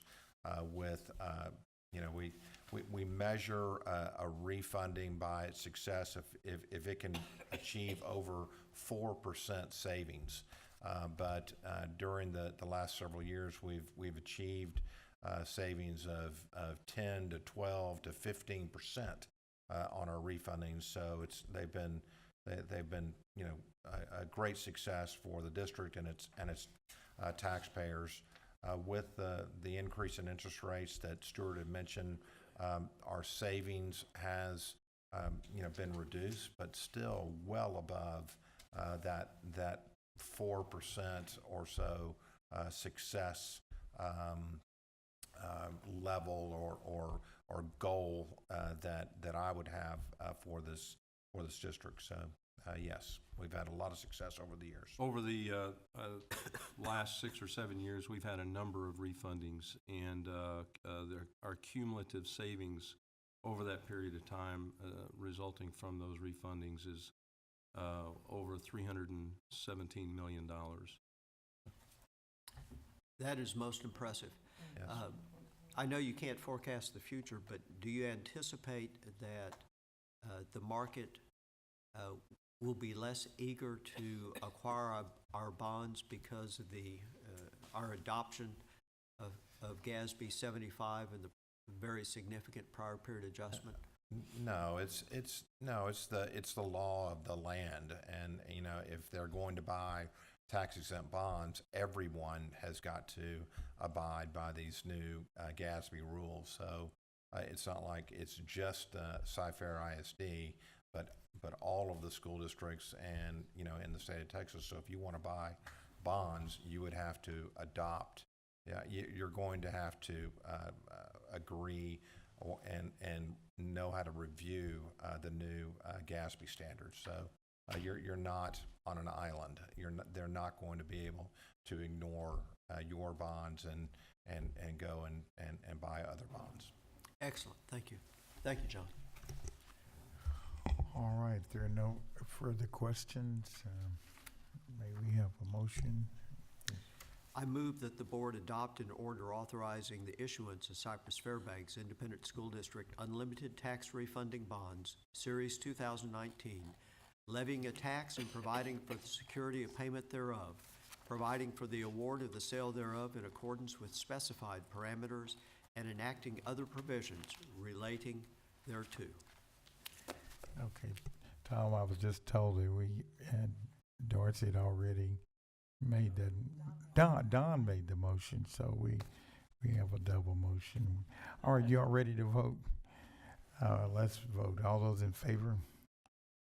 All right, it's unanimous. We'll now have our superintendent's briefing.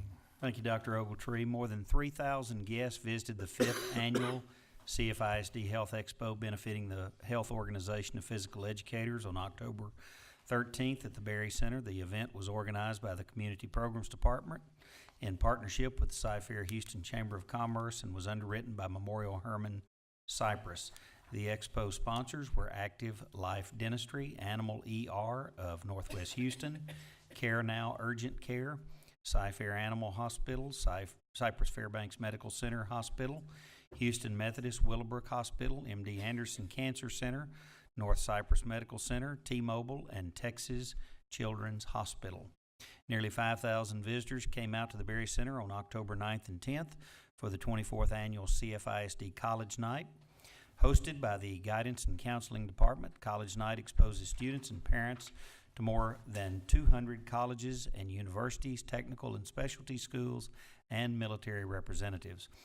More than 600 middle and high school students and parents learned about career and technical programs and industry certification opportunities at the 5th Annual Career Options Fair. The collaborative event, held on October 24th at the Berry Center, was presented by the district's career and technical education coordinators and college and career specialists. On October 25th, Cypress-Fairbanks ISD welcomed more than 100 business partners and community members, including elected officials, to see public education in action during the second School Priority Day. Guests were welcomed at the Berry Center and then transported via school bus to one of 3 high schools to take student-led tours of school buildings and observe different subjects and programs. I'd like to remind the community that schools will be closed the week of November 19th through 23rd for the Thanksgiving holidays. Some of our support facilities, including the Instructional Support Center, will also be closed. I'd like to wish all of our students and employees a relaxing and safe holiday as we take time to be thankful for the many freedoms and blessings we enjoy in this country. And then one more thing, finally, we'd like to wish Roy Sprague a happy 60th birthday today. We appreciate Roy's long time employment in this district and the difference he's made. In fact, just as a reminder, he was one of the 75 most influential people in the history of Cy-Fair ISD. How long you been in the district, Roy? It's his 22nd year, so he was in his 30s when he came to work here. So just as a, and I bet you had brown hair too, didn't you? Okay, all right. Happy birthday, Roy. Well, and don't forget the beatdown he put on Stewart at that tournament, that Skinner tournament. But that's probably not legal in several states. What he did to you. Getting a little personal. Hey, this has been a great meeting. Thank you for coming and attending. Our meeting is now adjourned.